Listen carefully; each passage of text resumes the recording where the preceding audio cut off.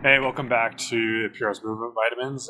This should be number 17, and this is a guest movement vitamin with Jeff Moreno here, and he's from Power Lab, PWR, and I want to introduce him and his fantastic new software and invention to the world. So I'm going to help him out because, well, I really like his software. I like using it. It's amazing. I think it's going to revolutionize the world of running and eventually sports. And so he's here to talk about walking. Yeah, and as much as I love running and running fast and running at really any pace, to be honest with you, the biggest thing that kind of maybe gets under my skin a little bit when talking with patients or individuals is just an understanding of what it takes to be able to do something like running that is at 2.5 to 3 times body weight. If you're a sprinter, 7 times muscular forces into a ground at a high rate of force, and be able to do that in a way that's just healthy. And when it really comes down to it, I'm almost probably more interested in the most fundamental thing we humans have evolved to do and have been doing since probably the age between the ages of 12 and 15 months, which is walk. It's a physical activity that's highly underappreciated and underperformed by individuals on a daily basis, and it's probably one of the most interesting things that I'm interested in, regardless of the level of athlete they are. And it feeds me a lot of information with regards to how their brain represents movement at the lowest level that can dictate what I see at the highest level. And so the simplicity of walking and the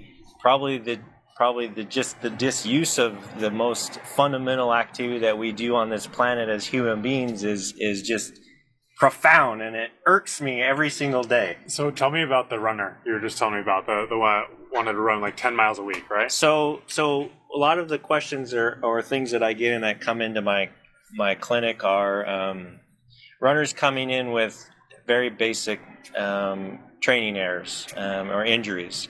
And as I get down to speaking with them, they're telling me their training history and this runner is running 3 days a week, and one of the runs that they run is a long run on the weekend, like a lot of runners do, which happens to be about 10 to 12 miles. And then as I'm continually talking to the person and asking them what they do throughout the day, they go to work, they sit, they run, and that run can last between 20 minutes to 2 hours. But then I ask them, well, how much do you walk? And they're like, oh, I don't walk. So they go from basically sitting in their car to work, walking to their car, walking to the track, walking to the forest, and running. But there's nothing in between ever. And the ability to run on one leg over time and distance at a given pace, which is about 2.5 to 3 times body weight, is a lot. And none of that is initiated with the most fundamental thing that we do that helps to support what we do is when we run, which is just walking on earth in a very, very simplistic way, which happens to be about 1.2 to 1.3 times body weight. What about the cognitive effects or benefits of walking? Yeah, probably if someone were to ask me in my clinic, and this could be anybody, what's the number one exercise or movement that I can do that I'm going to get the most bang for my buck, and this is pretty much irrefutable among all the literature within the whole entire world. And the one thing I would say is just go for a walk. And I would say do that on a regular and consistent basis. Build yourself up to the ability to walk over a long period of time, let's say an hour and a half. And I think it's, again, a very essential and underrated activity. If you're a postpartum mom and you're returning to running, one of my requirements for you to be able to even talk to me about running, you can't talk to me about running until you can walk for an hour and a half, at least 2 to 3 times a week at one time, before you can talk to me about running. Meaning not stopping for a coffee date or anything, just continual. I want you to go for a hike, take your baby, give your baby to your husband, let them be responsible for that individual for an hour and a half, and because the benefits of it are so essential for your ability to then in turn hop over on one leg over a series of distance at a serious time. It's so essential. So what are the 3 things, maybe 3 to 5 things that people can do to improve? So say they're like, Yes. okay, Jeff, I got my hour and a half walks in. What's the next step? Yeah, so the next step, I think that, again, let's go back to the biggest problem and probably the easiest thing to think about that I see in the clinic. Walking speed or running speed is really just an equation, and that equation relates to stride. Speed is related to stride length times the frequency of your legs turning.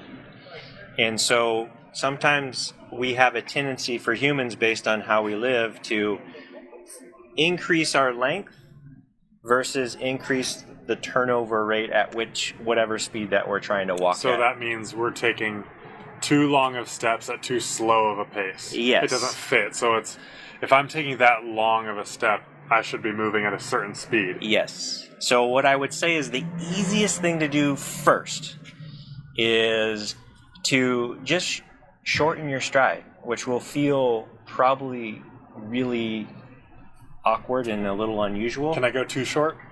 You probably can go too short, but it won't hurt me though if I go too short. Yeah, it'll probably be better, wouldn't it? It probably would be better. Yeah. And especially someone like Austin who's 6'4", and I've seen Austin walk. He needs a couple of things that I walk pretty damn good, okay? he needs to. But what can I do better? He needs to not lock his foot out and slap his foot on the ground. I'm working so hard on that. It's a process. The other thing sometimes I talk about for my walkers is, and a big thing as a result of our environment and our culture that I see, is that when we walk, there's a very defined front to back of the foot. As we speed up, so here we'll land. The direction of force then changes towards our big toe.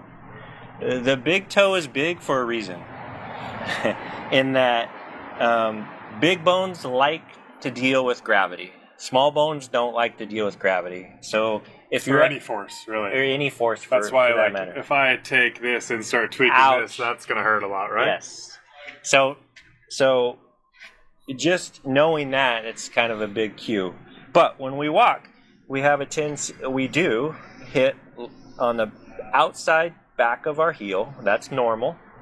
We don't necessarily load there, but we make initial contact there. Shortly after that, our whole foot gets to the ground, and then we start to move towards our big toe. And this is very specific to the locking mechanism of the foot and all that good stuff.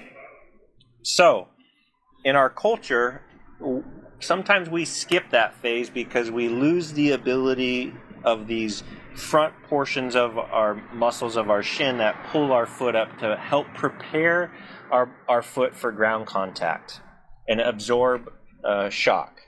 So instead of doing that, our foot just slaps on the ground. We skip that phase. Our knee locks out because our weight's too far back. And then we vault over, and then we sometimes overuse our lower leg muscles and our calf.